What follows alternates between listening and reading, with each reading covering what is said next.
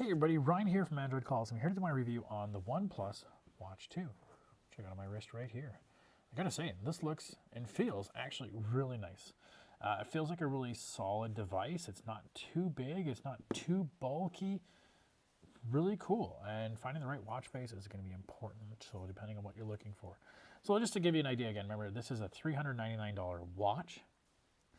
You can get a $60 for trade-in for any watch, any old Timex you may find in your junk. You can just trade it in for 60 bucks off. That's a really good deal. The Pixel Watch 2, in contrast, this is a $479 watch, or if you want the LTE model, it is $549. So huge price difference. There isn't an LTE model as far as I know of in the OnePlus, so. But it's okay. I mean, if you want LTE on your watch, you're going to pay extra per month for that anyways. So that's a bit of a pain in the butt there. So I don't need LTE. So what's so exciting about it? It's got the Snapdragon W5 processor. It has its BES processor in there to give it some really hefty battery life because you have two processors running the different things on here. So they say it's going to be about 100 hours of use. I don't know about that. I haven't really tested it through its paces yet, but I really want to do one of those eventually. But I thought I'd just give you this review really quickly here. Like the Pixel Watch 2, it is 2 gigs of RAM, 32 gigs of storage, but this has a 500 milliamp hour battery versus the 300 milliamp there. So there's obviously going to be a huge gain there. And usually what happens is I come home from work and I put this on and I walk around with it for the rest of the day. This has been on since about 9 o'clock this morning, and it's only down to 16%, so it's been a full day-ish, right, of use, and not much gone down. That's really good. And it even has the always-on display, which is that kind of look, right? That's the always-on display I have. Tilt it, going a little brighter.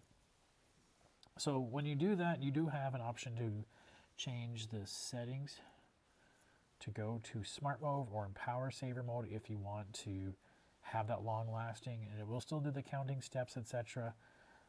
Up to you how you want to do that. Now, the bigger issue I find about this watch is that it is Wear OS, right? They do make a big play that it is using Wear OS, which is great. I'm used to Wear OS.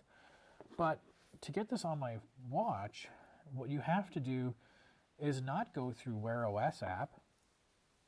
It'll never find it. You have to go through the OnePlus O Health app, right? And then from there, the bottom, this is just a regular health app. There's an option for devices, and you set it up that way. So that's kind of even at once it's paired up and done, you can't go back to the Wear OS app and say, oh, how do I change these different things, or I want to. Everything is done through O Health. And it's pretty minimal, right? You can adjust your tiles. I'll go over that in a second. You can add tiles to it. You can adjust your watch faces, or you can do that on the watch if you wanted. Play around with what notifications are going to show up, your workout and health, or more. Personally, the first thing I did on the watch was I downloaded Google Fit, and then I used the Health Connect app to make sure that anything this does goes into Google Fit, so I can see what that does. So let's use this watch. So starting off, it's got two buttons. It's got a crown button here, and it's got a recessed little rectangular button there. The crown button brings you up into your app tray, right? I'll bring it back. Now the weird thing is that this does sort of spin, but it doesn't rotate. So I'm kind of used to the rotation. Double click brings you back to an app you were just in. This button brings up, and now you can change this to sort of what workout do you want to do. So you can play around with that. It does have a speaker port there. So in terms of watch, that's pretty much it. Now, in terms of actually using it, so like I said, it's Wear OS. So if you've used Wear OS, you know that everything is tiles this way, right? So if I scroll through here, I have the different tiles that I've set up, which is kind of cool, right? I can see, have quick access to any app that I want that way. I click the button again, and it brings me up my. Now this is a different way we can view it. I'll show you another way you can do it.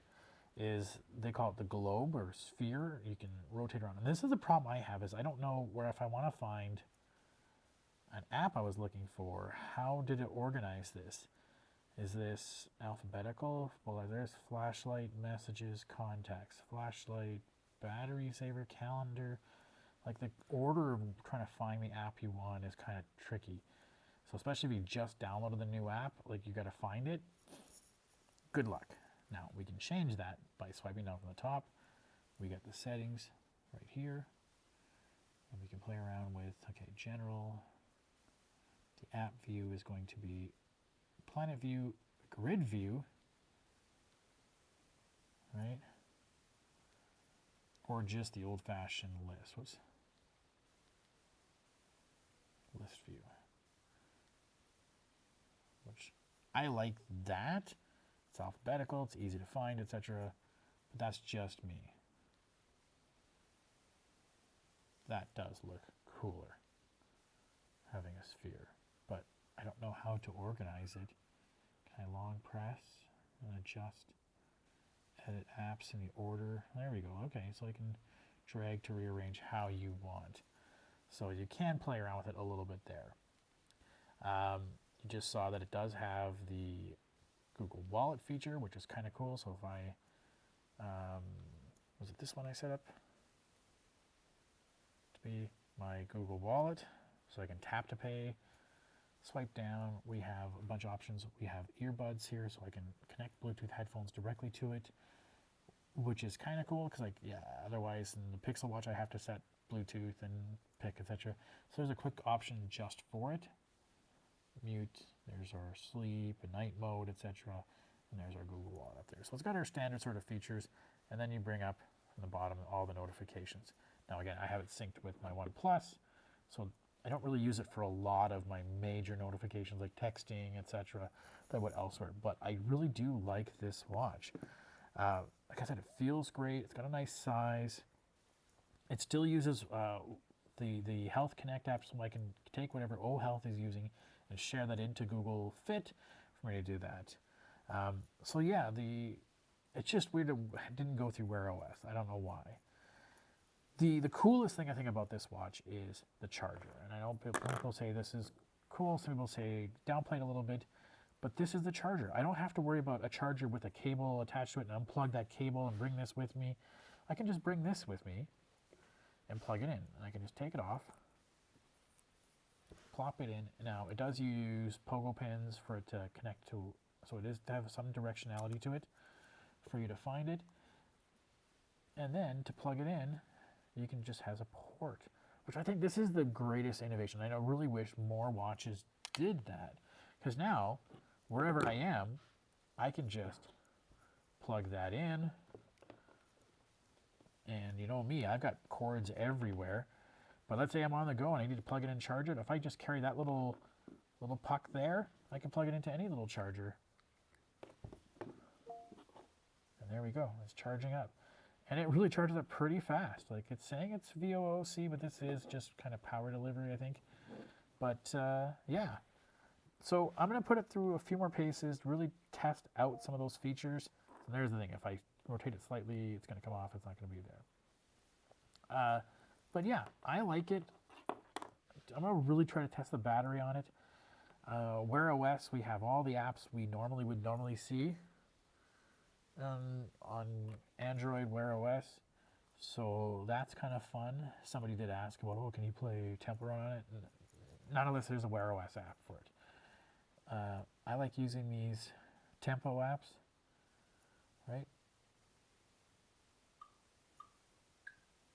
For me, I'll keep my tempo when I'm playing my music or whatever. So I like that. It's been very responsive for me. I love the display and the size. It just feels bigger in the size compared to the old Pixel Watch, Pixel Watch 2 here. Definitely feels a little more proper like a watch, whereas this is more like a Pebble or something like that. But that's just me. Will I switch from it? I'm hesitant to actually switch because of the O Health feature.